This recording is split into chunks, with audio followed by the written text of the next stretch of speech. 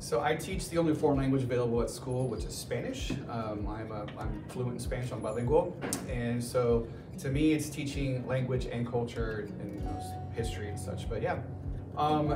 To take my course and to get the credit for it, it's like a regular class, but for academic honors, you would need 3 years of it. So Spanish 1, 2, and 3. Technical honors diploma, you would need 2 years of it, Spanish 1 and 2. Mostly heavy with the reading and writing. The speaking part, it's part of it too, but I don't stress it as much because getting to be communicative in foreign language takes a long time. When I learned English, I wasn't, fluent for the first, decade of my life. Really, it took a long time to actually get fluent in it. So really, the focus is on reading and writing, and then the speaking skills, just basic things, but more reading, writing, grammar, etc. To work, having to memorize a few things, learn, and then but the most important thing is just to try something totally different. It's a different way of teaching, different way of taking notes that you're used to. You cannot just sit and get it. You have to actually, try actively to think about what you're using it for. So it's a little bit different and challenging in that sense, but once you get the hang of it, it becomes easier, It depends on the chapter. We do food. We pretend that we're in a restaurant, cafe sometimes. We've had kids bringing food for that.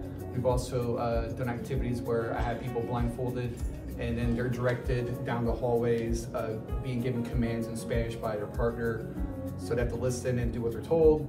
And some projects where you get to learn about culture and geography and things like that, about Latin America and Spain. The goal is to challenge students who want challenges with something unique and different. My goal as a teacher is if you're in my class at 3 years that you would test out of Spanish level 1 and 2, hopefully in college. So you would test into like a level 201. So that saves you 6 credit hours worth of money and time. It's a lot of money, a lot of time. And you can kind of fast forward a little bit and maybe get a minor in Spanish, or if you're brave, maybe get a major. Long-term benefits, I think you have a better understanding of English grammar and how to read and write English, actually. You have a better understanding just perspective-wise around the world, how things function and how people are different. I think having to think differently in the foreign language and to attempt that makes you a better person, a better student, because you're challenged to kind of get out of your routine a little bit about learning. So I think all those things make it challenging and worthwhile.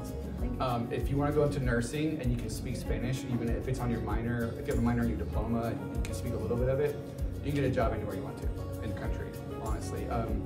If you go into the hotel industry business, anything with business, there's a whole market of people down south that speak Spanish, obviously also in Europe too, in Spain. So hotel industry, nursing, business. If you want to do construction and management, construction, the vast majority of the workforce across the country is Spanish speaking.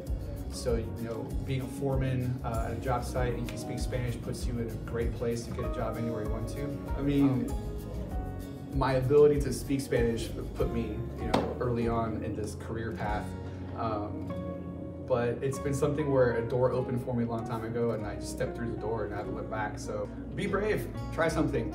You have to work hard though. Like, initially, the first semester or two in Spanish 1, if you are struggling there, either you commit more time to learning it and studying it, that's an option obviously, but you have to work. And then once you get to the point where it clicks and the rest of it's gonna be just downhill.